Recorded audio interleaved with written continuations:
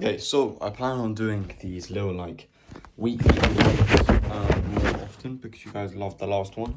So we're going to get into a weekly update on what exactly has gone down this week and where are we at in terms of the business.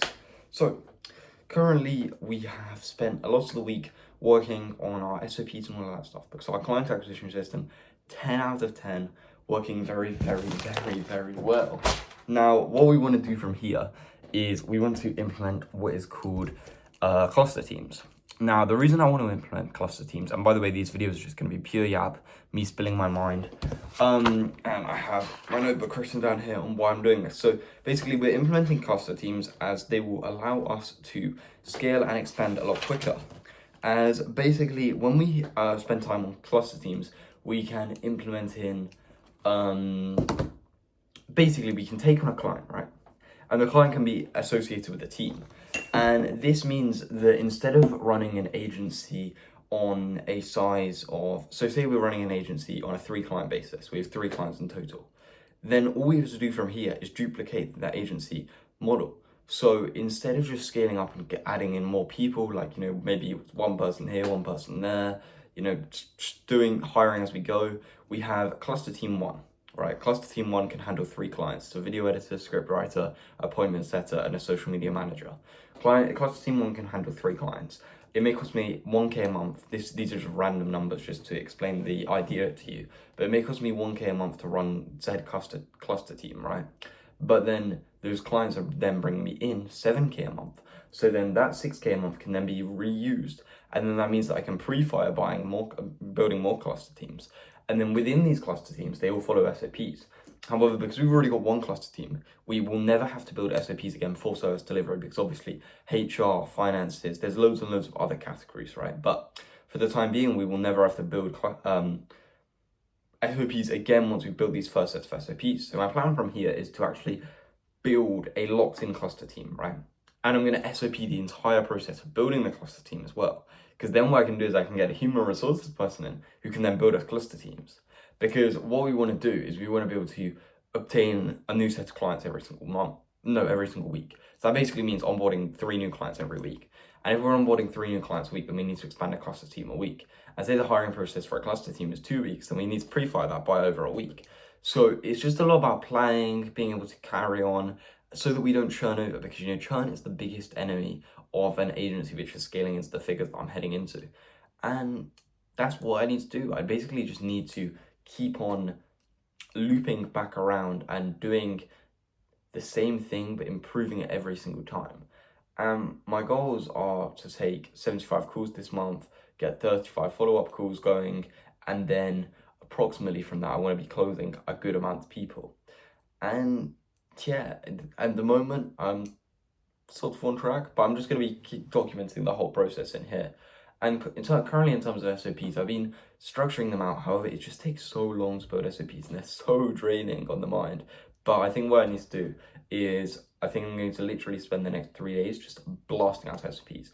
I'm going to set a deadline that I want to have every single SOP done by Thursday, and it's currently Monday.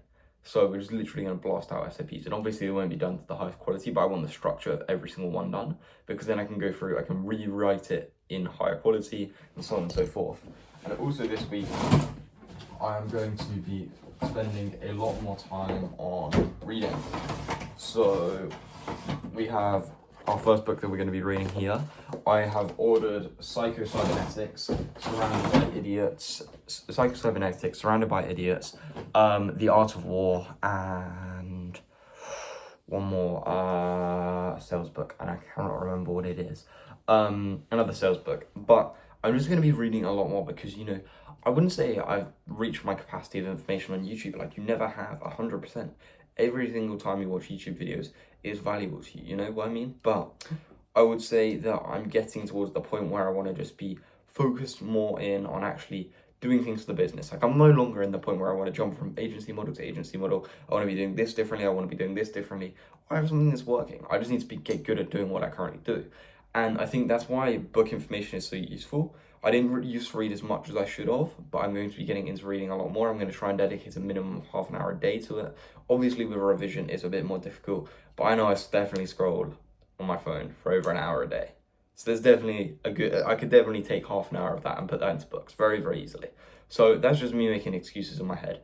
But either way, I'm going to try and read all 4 of these books I've ordered, plus the one I'm currently reading by the end of March. So that's 5 books in a month, which I think is perfectly doable. You know, weekends exist. I can sit and read for on a weekend for like 2 hours, potentially even 3 hours.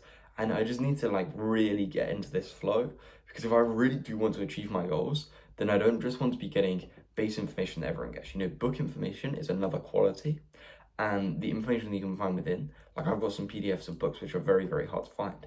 And if I can read those, that's some very good information once again. But I'm just going to start off with the basic books, learn a little bit more about human psychology, sales manipulation, because, you know, these are things that are very, very useful to the business now. And then from there, I want to learn more about actually building a structured business, building an original business, like a genuine business. And then from there, we're going to actually get into reading the like very deep information, which is about money and your lifestyle and your wealth, and not just directly about my current business, but about my future businesses, about future this, making investments, all of that kind of stuff, which is very, very useful. And just another little update of the week, got Wheatband, very good investment. I think I've only had it since Friday now, and it's Monday. Already reaping the benefits. I'm on a month free trial right now, but I'm probably going to carry on renewing with the subscription. Obviously, you guys can call me broke down below for using a month free trial, but I don't think it was worth just buying a product because I felt like I think it was something that I wanted to test out and see if it actually did change my life. Because, you know, I do have a Garmin watch, but yeah, this is definitely a lot better. But either way, I just want to kind of keep you guys updated on my journey to becoming a millionaire before the end of my 18th birthday. And yeah, carrying on. But yeah, thank you very much for watching. Goodbye.